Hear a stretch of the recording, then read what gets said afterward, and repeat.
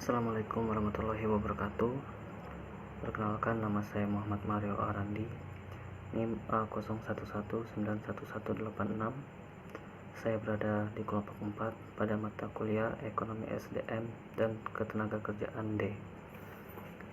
Di sini kami akan membahas hasil diskusi kami terkait bahan ajar 1-3 yang ada di sekolah. Yang pertama, materi 1. Kami berdiskusi dan sudah mempelajari bahwa dalam materi 1 kami dijelaskan ada 4 unsur penting terkait yang ada di ekonomi sumber daya manusia. Yang pertama itu SDM, yang kedua itu sumber daya, kemudian itu manusia, dan juga yang terakhir ilmu ekonomi. Nah, yang pertama sumber daya manusia.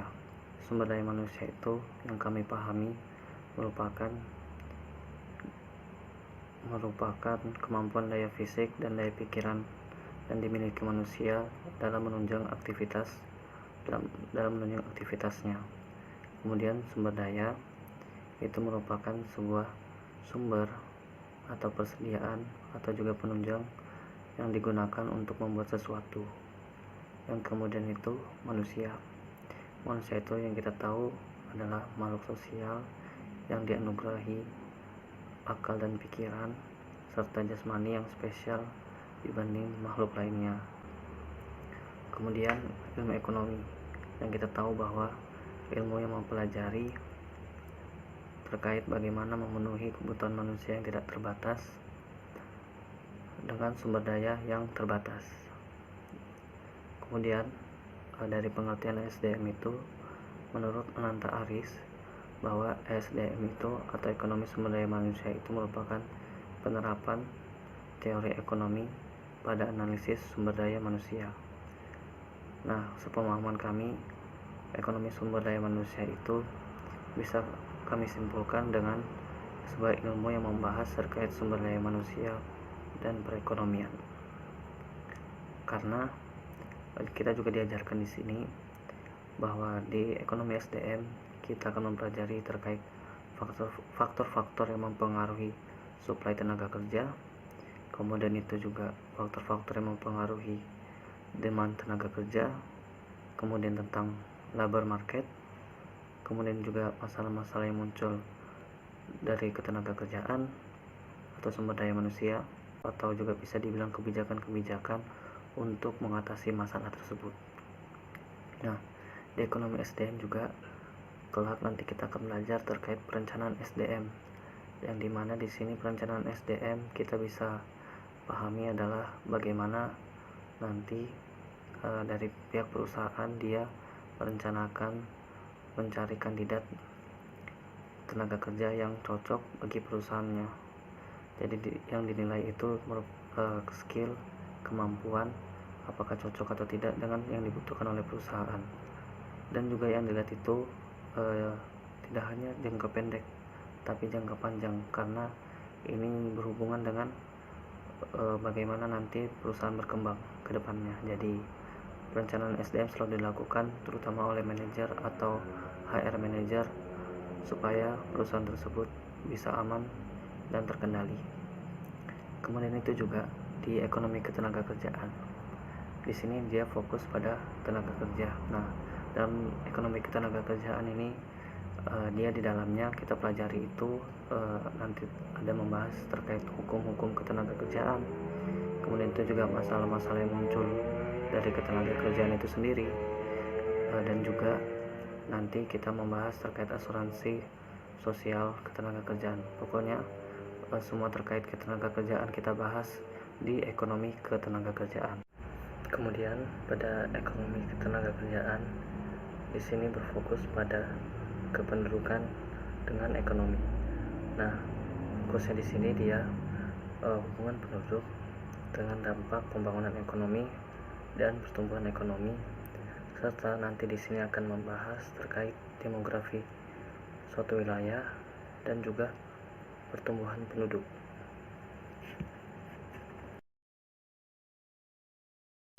Assalamualaikum warahmatullahi wabarakatuh. Perkenalkan, saya Fatih Ramadhani dari kelompok 4 yang akan membahas tentang materi kedua, yaitu konsep tenaga kerja. Nah, pada konsep tenaga kerja ini, sumber daya manusia dapat dilihat dari dua sudut pandang ekonomi, yaitu secara mikro dan secara makro. Pada sudut pandang mikro, sumber daya manusia di sini dilihat sebagai individu yang menjadi penggerak suatu organisasi untuk mencapai tujuan organisasi tersebut. Nah, maka dari itu sumber daya manusia di sini juga dianggap sebagai kunci untuk menentukan perkembangan organisasinya. Saat ini perusahaan juga tidak melihat karyawan sebagai sumber daya belaka, melainkan dianggap juga sebagai modal atau aset yang harus dilatih dan dikembangkan kemampuannya untuk menjalankan perusahaan tersebut. Maka dari itu muncullah istilah human capital, karena sumber daya manusia di sini dianggap sebagai aset yang bernilai dan dapat dilipat gandakan serta dikembangkan kemampuannya. Dari sudut pandang makro, sumber daya manusia di sini diartikan sebagai penduduk. Penduduk yang dimaksud yaitu semua orang yang berdomisili di wilayah geografis tertentu yang terikat oleh aturan-aturan yang berlaku serta saling berinteraksi satu sama lain secara terus-menerus. Nah, dari sisi tenaga kerja, penduduk dibagi menjadi dua, yaitu tenaga kerja dan bukan tenaga kerja. Kemudian tenaga kerja dibagi menjadi dua, yaitu angkatan kerja dan bukan angkatan kerja. Kemudian angkatan kerja dibagi menjadi dua, yaitu pekerja dan pengangguran terbuka. Kemudian pekerja dibagi menjadi dua, yaitu pekerja penuh dan setengah menganggur. Dan terakhir, setengah menganggur dibagi menjadi dua, yaitu setengah menganggur kentara dan setengah menganggur tidak kentara. Bismillahirrahmanirrahim. Assalamualaikum warahmatullahi wabarakatuh. Perkenalkan, nama saya Muhammad Rizky Wijaya AT dengan NIM A0112011116. Saya akan memaparkan materi kedua, yaitu konsep sumber daya manusia dan tenaga kerja dari hasil diskusi kami kelompok 4 pada mata kuliah Ekonomi Sumber Daya Manusia yang diampu oleh Bapak Dr. Insinyur Muhammad Jibril Tojibu SE MSI dan Bapak Dr. Paulus Upun MA.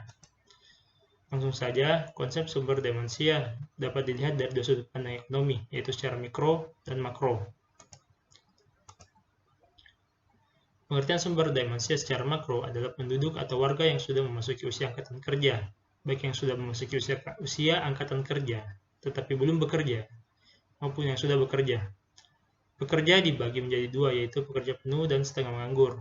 Sedangkan pengertian sumber daya manusia secara mikro adalah orang yang bekerja dan menjadi anggota suatu perusahaan atau institusi yang disebut sebagai karyawan, pegawai, buruh, pekerja, tenaga kerja, dan lain sebagainya. Saat ini karyawan bukan hanya dipandang sebagai sumber daya belaka, tetapi merupakan aset penting yang dimiliki oleh suatu organisasi atau perusahaan. Dan pengertian tenaga kerja. Berdasarkan Undang-Undang Nomor 13 Tahun 2003 tentang Ketenagakerjaan Pasal 1, tenaga kerja yaitu setiap orang yang mampu melakukan pekerjaan guna menghasilkan barang dan atau jasa baik untuk memenuhi kebutuhan sendiri maupun untuk masyarakat. Penduduk yang termasuk dalam tenaga kerja adalah mereka yang telah berusia kerja di Indonesia. Di Indonesia, usia kerja dibatasi antara 15 tahun ke atas berdasarkan Undang-Undang Nomor 11 Tahun 1992 tentang dana pensiun, bahwa usia pensiun normal adalah 55 tahun dan usia pensiun wajib maksimum 60 tahun. Pengertian angkatan kerja. Angkatan kerja yaitu penduduk usia kerja yang berusia 15 tahun ke atas yang sedang bekerja, punya pekerjaan tetapi sementara tidak bekerja, maupun yang sedang aktif mencari pekerjaan. Bukan angkatan kerja, yaitu golongan penduduk berusia kerja yang tidak bekerja dan tidak mempunyai pekerjaan dan tidak sedang mencari pekerjaan, serta menerima pendapatan tetapi bukan suatu imbalan langsung dari proses produksi. Dan pengertian bekerja. Bekerja adalah suatu kegiatan melakukan pekerjaan untuk mendapatkan penghasilan yang dilakukan minimal 1 jam secara terus-menerus dalam 1 minggu. Kemudian dari pengertian tersebut, bekerja mengandung arti yaitu dalam bekerja terdapat suatu ketertarikan dan pengorbanan. Bekerja per waktu. Pekerja per waktu merupakan pekerja yang bekerja kurang dari 40 jam per minggu. Dan pekerja penuh yaitu mereka yang bekerja lebih dari 40 jam seminggu.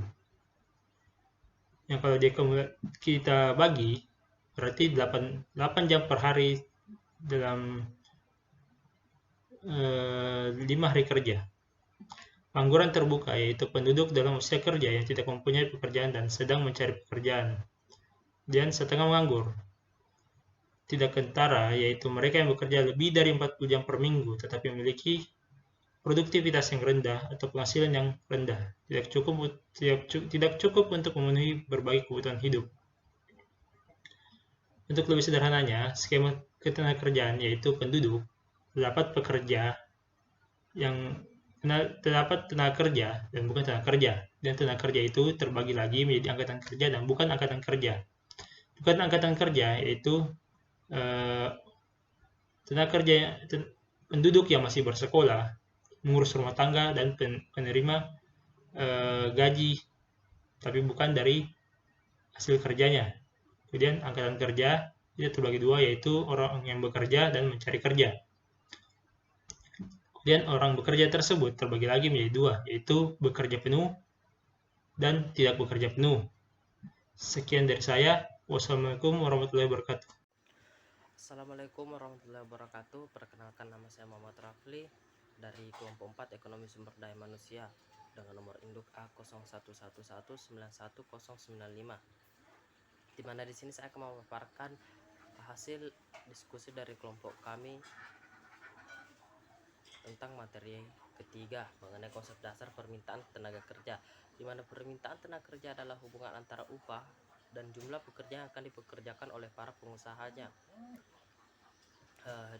Kemudian definisi dari permintaan tenaga kerja itu sendiri yaitu sebagai jumlah tenaga kerja yang dipekerjakan seorang pengusaha di setiap kemungkinan tingkat upah dalam kurun waktu tertentu. Adapun hubungannya dengan tenaga kerja, di mana permintaan tenaga kerja adalah hubungan antara tingkat upah dan jumlah pekerja yang dikehendaki oleh pengusaha untuk dipekerjakannya, sehingga permintaan tenaga kerja dapat didefinisikan sebagai jumlah tenaga kerja yang dipekerjakan seorang pengusaha pada setiap kemungkinan tingkat upah dalam waktu tertentu. Kemudian adapun menurut Miller dan Meiners berpendapat bahwa permintaan tenaga kerja dipengaruhi juga oleh nilai marginal produk atau VMP,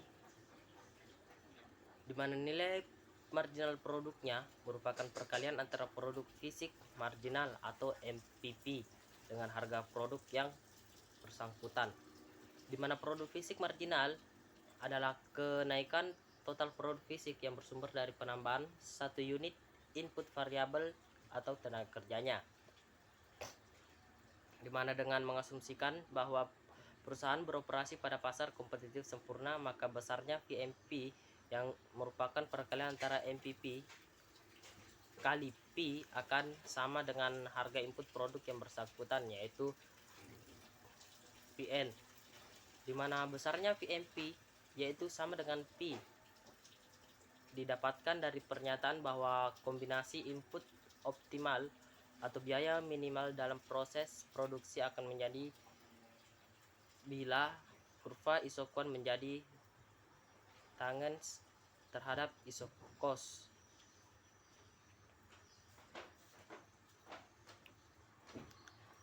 Kemudian dengan demikian, jika terjadinya kenaikan satu unit input, misalkan X, akan memperbanyak biaya produksi sebanyak Px, sekaligus akan memperbesar volume produk sebanyak MPPX. Itu berarti rasio. Oke, Assalamualaikum warahmatullahi wabarakatuh. Perkenalkan, nama saya Muhajir Arifin, Ilmu Ekonomi Angkatan 2019, Fakultas Ekonomi dan Bisnis Universitas Hasanuddin. Nah, di sini saya akan membacakan hasil diskusi kelompok kami mengenai materi yang ada di sekolah, materi 1, 2, dan 3. Nah, di sini saya akan membacakan mengenai konsep permintaan tenaga kerja. Nah, variabel-variabel yang mempengaruhi permintaan tenaga kerja itu, yang pertama itu adanya tingkat upah. Makin tinggi tingkat upah, maka makin sedikit tenaga kerja yang diminta, dan begitu pun sebaliknya. Dan yang kedua, teknologi. Makin efektif teknologi, makin besar artinya bagi tenaga kerja dalam mengaktualisasikan keterampilan dan kemampuannya. Dan yang ketiga, produktivitas. Tergantung pada modal yang dipakai. Keleluasan modal akan menaikkan produktivitas tenaga kerja.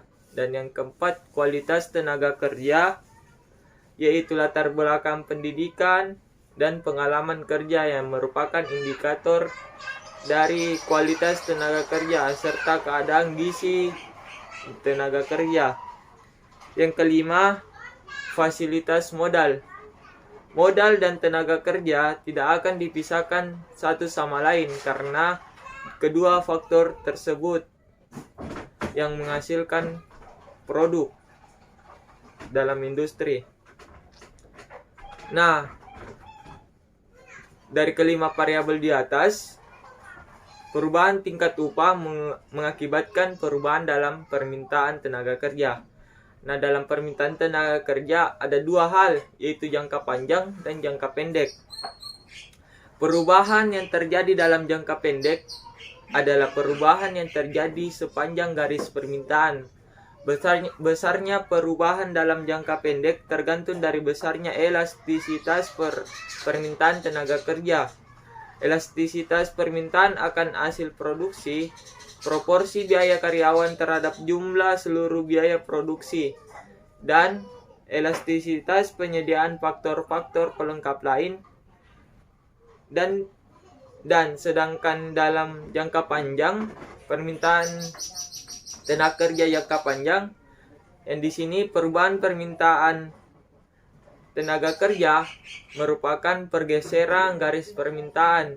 Yang pertama, pergeseran ini disebabkan oleh pertambahan hasil produksi secara besar-besaran, peningkatan produktivitas kerja karyawan, dan penggunaan teknologi baru. Dan yang kedua, pergeseran ini disebabkan oleh produktivitas kerja. Yang ketiga, pergeseran ini dikarenakan perubahan metode produksi. Oke, tadi sekian dari saya. Assalamualaikum warahmatullahi wabarakatuh.